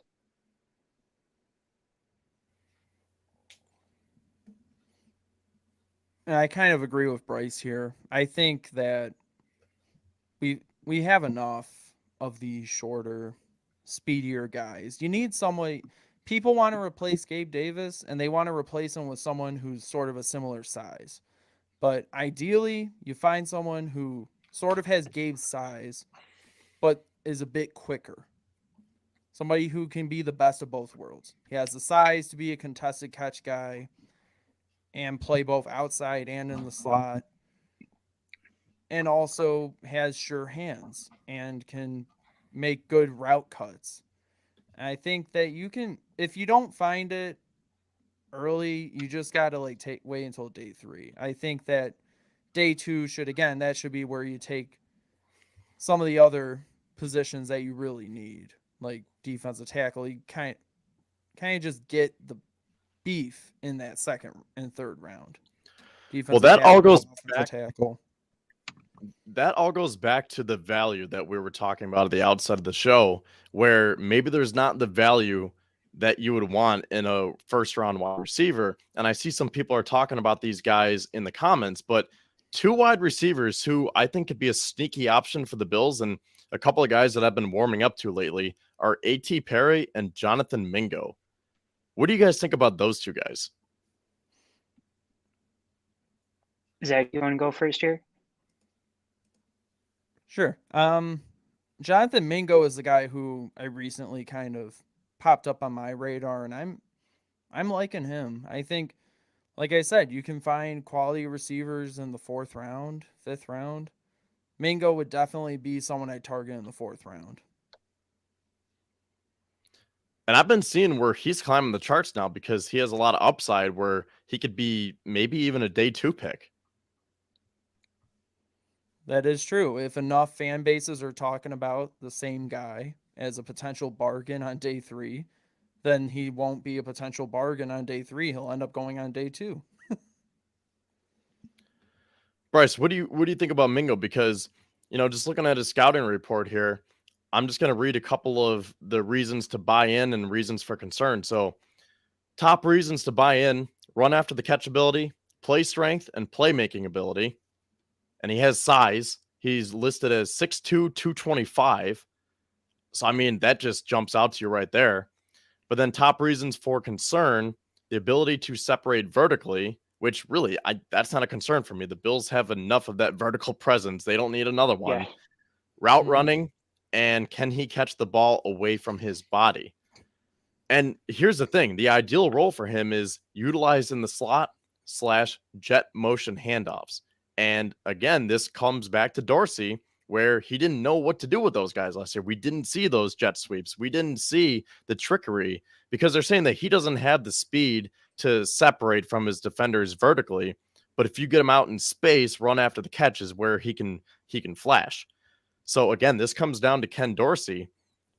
But I think this is a talent that would be very, very interesting. Yeah, I would love to have Mingo in the 4th round, especially if you don't get someone earlier in the draft. And I don't think, Ken Dorsey not being able to use him is going to be a huge problem because we didn't really have anyone last year that could, fit that mold of a threat.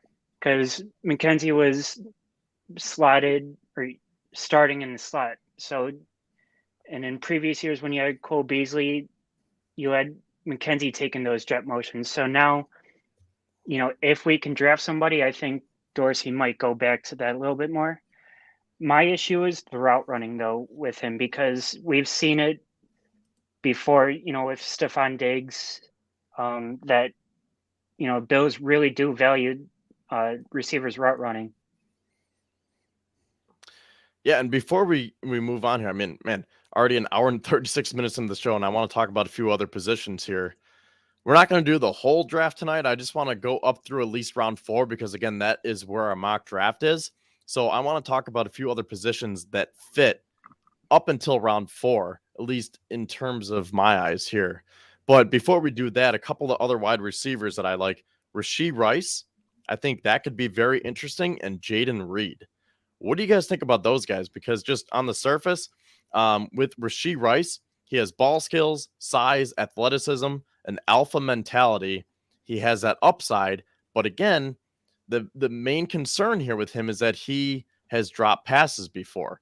So if you're looking for that Gabe Davis replacement, where if you couple Rashee Rice and Cedric Tillman, you say, okay, both of these guys have size. They can go get that tough contested catch. Perfect replacement. But Tillman has a limited route tree, and Rashee Rice has a problem with dropping passes. At least based on the scouting reports of what they've seen in college. Again, they can improve upon those in the NFL. But knowing that, those were the two things that Gabe struggled with the most. So that's why it's just such a hard area to try to find the perfect replacement.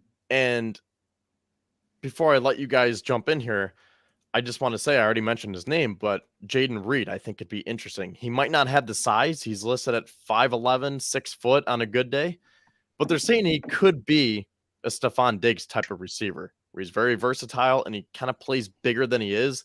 He has speed. He can return punts and kicks. That could be a sneaky good option too. Probably like a a 3rd round pick.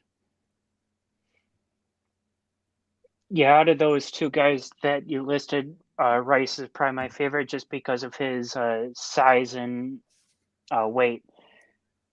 And excuse me, his ball skills are fantastic. I think Buffalo kind of needs that more so now with, Gabe Davis coming to a contract year. I think he can kind of take over his role a little bit. So planning for the future here with Gabe Davis's contract is probably ideal.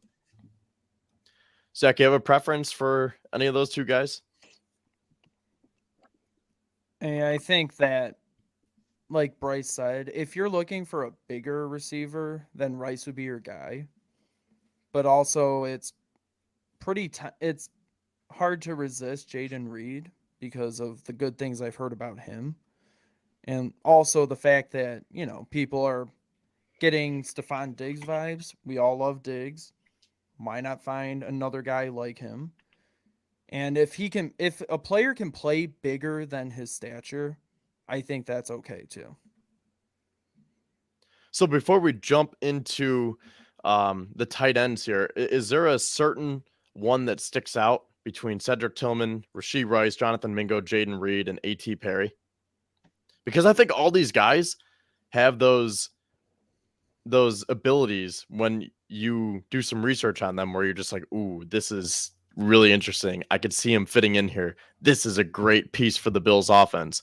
But then they all have that one part about them where it's just like, oh, he drops passes, or oh, he doesn't run all the routes that we need, or oh, he's a little bit undersized, or oh, maybe the Bills are going to be tempted to put him in the slot.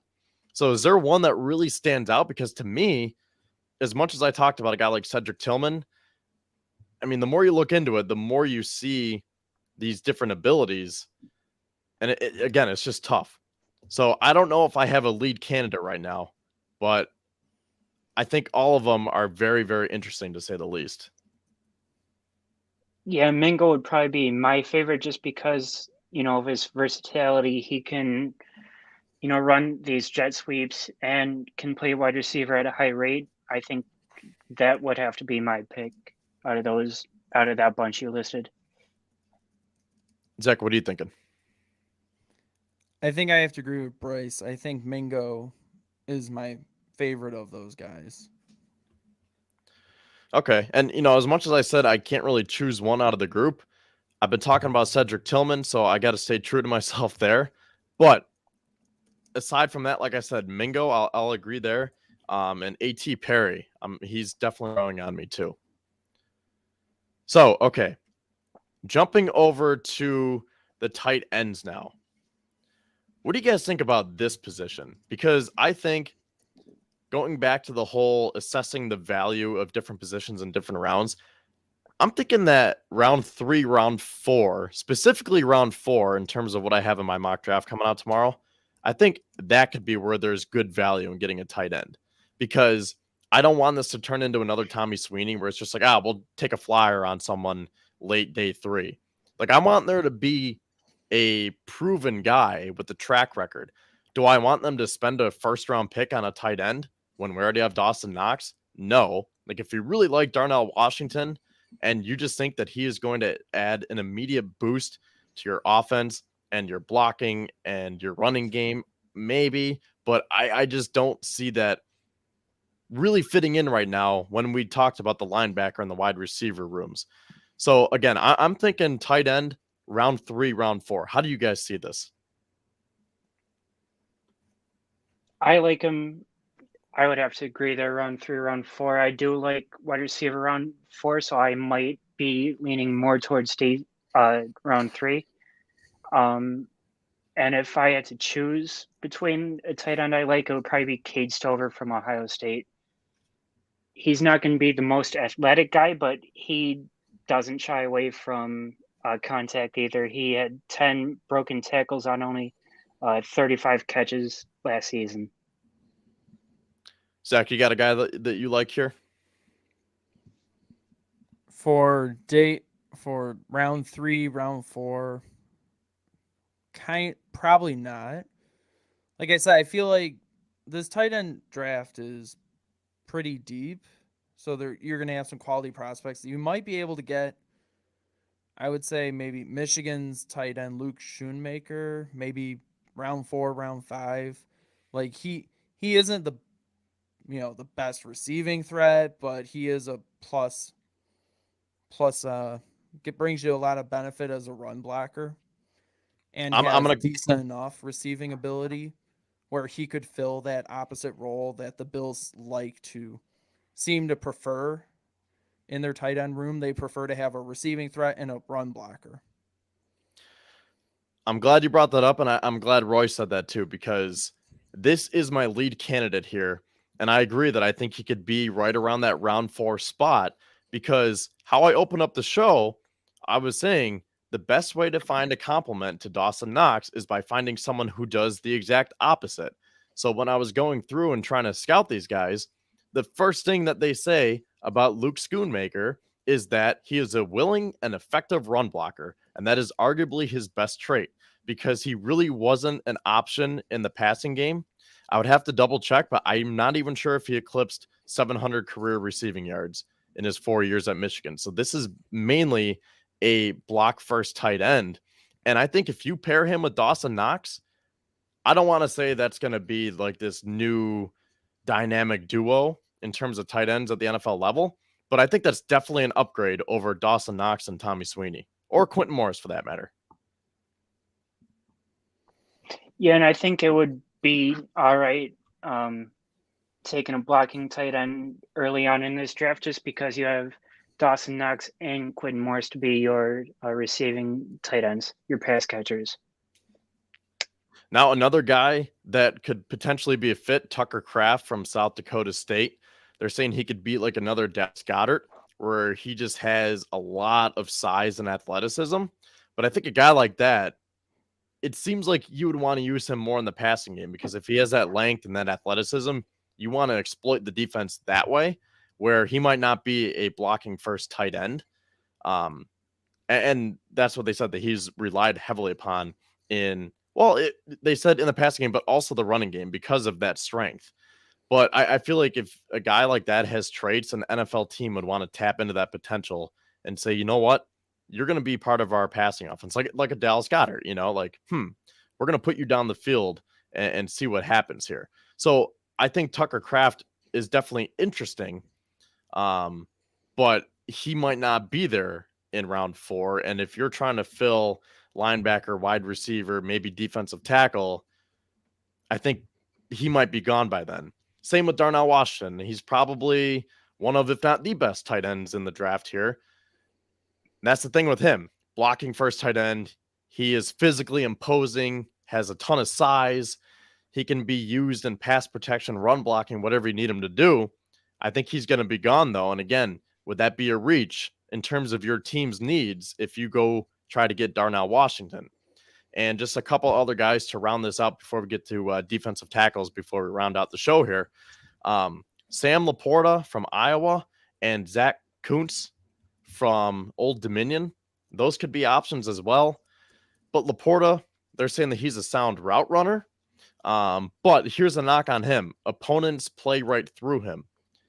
So when he's lining up to block, he doesn't have the best sustainability, where he might get pushed around a little bit. So that was something that stood out to me, where it's just like, if the Bills want to get better in that regard, is Laporta really the guy for that? Kuntz, he's 6'8", 245, and they're saying he's a mismatch nightmare, where you're probably going to, like with Tucker Kraft, you're probably going to want to use him in the passing game. So I'm not sure if he would be the best fit for the Bills. And then a couple of other guys I've seen some people comment on here, Luke Musgrave and Dalton Kincaid. Again, I think they're going to be used more in the passing game. So I feel like someone like Schoonmaker would be great for the value and for what the Bills need. And like John says here, we don't use tight ends. So yeah, I mean, like I said earlier, it was a struggle enough to figure out how to use Dawson Knox last year. How are you going to figure out how to use 2? So that's why I think if you have someone who is mainly here for run blocking, Knox is here for pass catching, I think that is the best recipe. No, I do agree. We don't use tight end very much. Buffalo has tried to get 2 tight ends going in years past. Last year with OJ Howard and Tyler Kroft in previous years, they've tried to make it work, but they just haven't found the right guy to do it. So if you can find the right guy to make it happen in this year's draft, I don't see why you pass that up. Exactly. It's about finding the right guy, but don't try to shoehorn yourself into it if you can't. Yeah, don't force it. Well, that's a good spot to leave off. Now, to round out the show here, defensive tackle. I think this is another interesting position as well. Someone that really has been standing out to me, and I know a lot of other people too, Mozzie Smith. What do you guys think about him? Because he is the one, if you've seen him on Twitter, where he does that stair lunge insanely fast, where he is, let me check here, 6'3", 326, but he does not move like it. He is forced to be reckoned with, and he is a proven run stuffer. I'm in favor of all beefy big boys in the middle that can push the Fake tackle lineman. sled. Yep, exactly. BBB, beefy big boys. Exactly. There we go. Yes. Bring them in. If you can get as many dominant interior defensive linemen as possible, not obviously within reason. Like, you're not going to take 6 defensive tackles, but if you could get a Maisie Smith or a Siaki Ika, one of those guys who can be a long-term one tech, but also still play on the same line with Daquan Jones or play with Ed Oliver or rotate in, that would help you out immensely. And again, this is a guy that I've seen him rising on the charts, where if I'm the Bills and I'm like, okay, we could potentially get a defensive tackle round 2, because going back to our wide receiver talk, if they don't find the value in round 1 or even round 2, and they say, how about we try Jonathan Mingo in round 3 or Jaden Reed, this could be that sweet spot for defensive tackles right at 59. But I don't know if Mozzie Smith is still going to be there then. Yeah, my only knock on Mozzie Smith is, for his for him being 6'3", 337 pounds, he doesn't really affect the quarterback much at all. Through 4 years, he's had 23 pressures on 368 pass rush snaps. Yeah, I saw that too, and I was like, as great as it would be to have that run stuffer, again, like with wide receiver, you're trying to find that all-around complete player. And speaking of that transitions into the next player that I want to talk about here, Jervon Dexter, where I was thinking, okay, this could be an interesting prospect. He's got size, speed, athleticism, 6'5", 318. But here's the main thing with him. They're saying that he has effort issues, where he looks great sometimes, he shows flashes, but then he disappears. And who do we know that is also like that? Should I say it? Say it. I think we all know. At Oliver. Now, Dexter has more size than Oliver, but are you really going to want to draft a guy that has apparently effort concerns? That does not scream process right there. So to me, like, that's an immediate cross off on my list. Like, nope, no thank you. Thanks for playing. Yeah, I'm not interested in drafting him at all. Now, same. I'm glad John brought these guys up because these are arguably my two favorite defensive tackles. Aside from Mozzie Smith, going with guys who I think could not only fit the Bills defense, but also fit the value in terms of where they're picking. I've talked about Ika before, and, going back to what I said about Jack Campbell being able to diagnose those blockers coming at him and not get eaten up. Well, that was the thing with Ika, where he is at space eater and he clogs those lanes. Well, he clears the lanes. He clogs them up in terms of the offensive lineman. He takes on the blockers, but he clears the lanes for the linebackers behind him. So I think Ika could be a very interesting pick. And Keanu Benton, too, from Wisconsin. He is another interesting piece. They're describing him as one of the best run-stuffing nose tackles. He has size, length, and brute strength. But similar to what we've talked about, the pass rush value remains limited. But if you have someone that has size and length and strength, maybe you could tap into some of that potential and be able to work with him a little bit. But here's the thing. Let's not forget, the Bills have drafted defensive linemen early, and this can go back to conversations that we had back in February, whether Eric Washington is doing that good of a job of developing these guys or not. So if you want to really turn this guy into a pass rusher and get to the quarterback, I'm not sure if this is the one that you want to go after, but I do really like Benton, and I think that the Bills could definitely be in play for him. Yeah, I think either of those two guys, Benton or Ika, would do well in the Bills' defensive line rotation. Yeah, Ika would probably be my favorite out of those two just because of his pass rushing 'ability. 51 pressures in 2 years at Baylor after he transferred from LSU is just fantastic, especially for his size at 6'4", 358.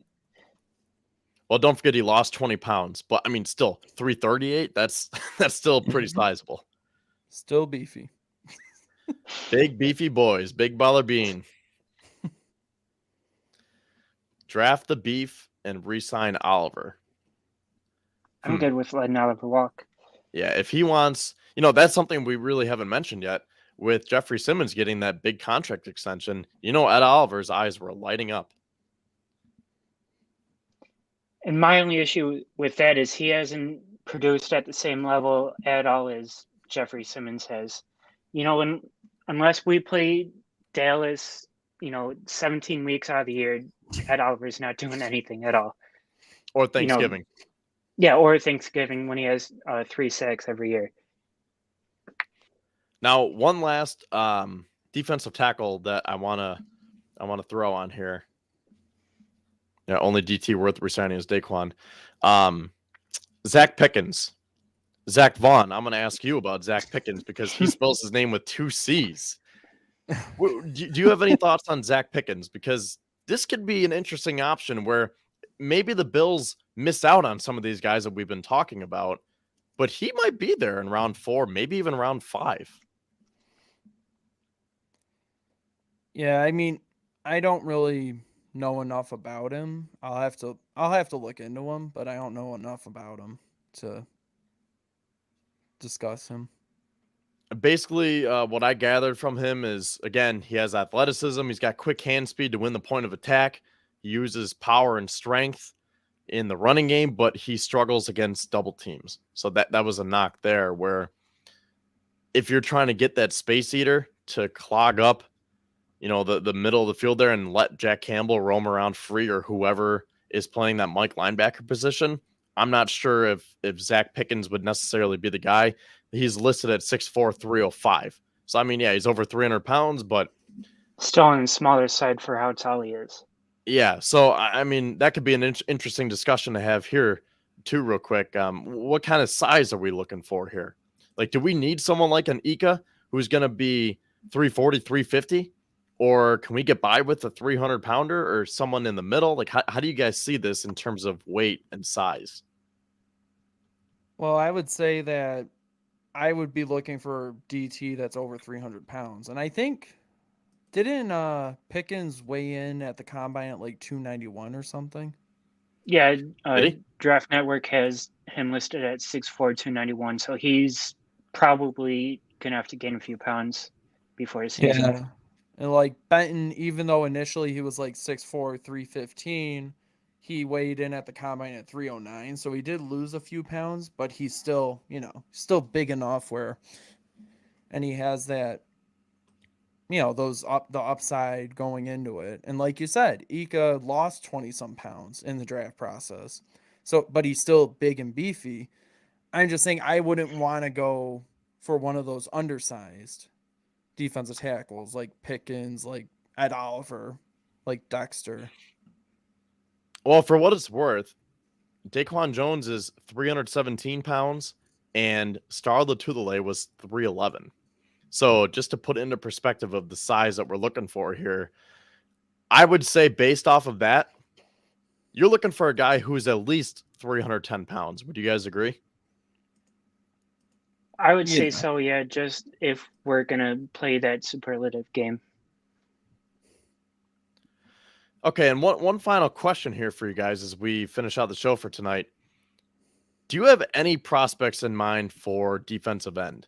Because I'll be completely honest, I have not really looked into these guys yet. I know the big names, but I haven't really looked into it to the point where you can say, oh, this guy could be a steal in round 3. Because, again, I listed it as a need, but I just feel like there are other pressing needs to want to address before getting that edge rusher, where I'm thinking this could be a day 3 piece where I'm going to be doing more work this week, going into next week as we get ready for round 5 of the mock draft, get ready for the show next week. But I just feel like edge rusher could be a day 3 pick. But again, you don't want to undervalue it because it is important if Vaughn isn't coming back until, let's just say, October, November. Personally, I would still sign someone like a Melvin Ingram. So I'm probably a little bit biased here. That's why I haven't been really going hard on trying to find that edge rusher, coupled that with the fact of being tired of wasting those high picks over the last couple of years. So if anything, I see a day 3 edge rusher. Would you guys agree? And then do you have any names that we could throw out there? Yeah, I think, like you said, this is a position where I haven't done that much research into it either, mostly because I just figured they would run it back with the same group that they have. Maybe the exception being signing Melvin Ingram on May 3rd. That would probably be the one addition I would make that would be different from the group we had last year, because I don't think it was that big an issue. I did notice Johnny Blaze brought up the one guy I think I know a lot about, and that's Andre Carter, and that's because I follow Army football. And like the thing with him, he had a tremendous sophomore season last year, the year before last year. And like he was like, I think he led the nation or was second in the nation in sacks. And he had first round pick hype heading into this year. But then he kind of dropped off a bit. He only had 3.5 sacks, 7 TFLs, 4 quarterback hits this past season. And like he has a lot of potential. He has the raw potential, but it's just not as refined as I think a lot of people would like. And like obviously, I think when the Senior Bowl happened, there was that one rep of him going up against, was it Cody Mock, where he kind of just like pancaked him or whatever, that kind of went around. Andre Carter could very well be a day 3 guy. I like him as a player, but I just don't see him being a fit for the Bills. I think he'd probably be more of a 3-4 edge rusher than anything. But And then Roy says Will McDonald. After that, it's a crapshoot. And again, I will be completely honest. I don't want to be one of these guys who's going to sit up here and say, "Oh, like I know about this guy. I've watched so much film on him." Like I'll be honest. Like no, I haven't. I haven't looked into it. So, you guys know anything about Will McDonald? I don't know. I don't know too much about him, but I have heard some good things. And then Sophia, real quick, says CNN says OBJ to the Ravens. Yes, we talked about that at the beginning of the show. If you want to go back and watch this again, this is recording, so you can go back and watch the playback option. And I guess just to round out the show here tonight, guys, the way I see it is I'm kind of locked in. And I want to say that with caution because, again, best player available, you don't want to necessarily lock yourself in. But I'm definitely leaning towards linebacker round 1, and then wide receiver, defensive tackle, interchangeable between rounds 2 and 3, and then a tight end round 4. And then you worry about offensive line on day 3. Because judging by what the Bills normally do, that's how they normally do it with offensive line on day 3. I know we didn't really talk about tackles. So I guess just one final question here. Do you see a tackle being in the mix? And I know we kind of already talked about this, but like Matthew Bergeron, round 3, or I mentioned at the beginning of this, Darnell Wright is on a visit with the Bills. So like, how does your top 4 go position wise for the Bills here? Mine would probably have to be linebacker, tackle, safety, and wide receiver. I would go. Linebacker, you say tackle? Yeah, offensive tackle. Offensive tackle? Yeah, then Okay, safety and wide wide receiver. receiver. And then Zach, Yeah. what are yours? I would say linebacker, defensive tackle, offensive tackle, wide receiver. Okay. So, I mean, we're pretty similar. What was the main difference of mine? Defensive tackle, right? You said offensive tackle.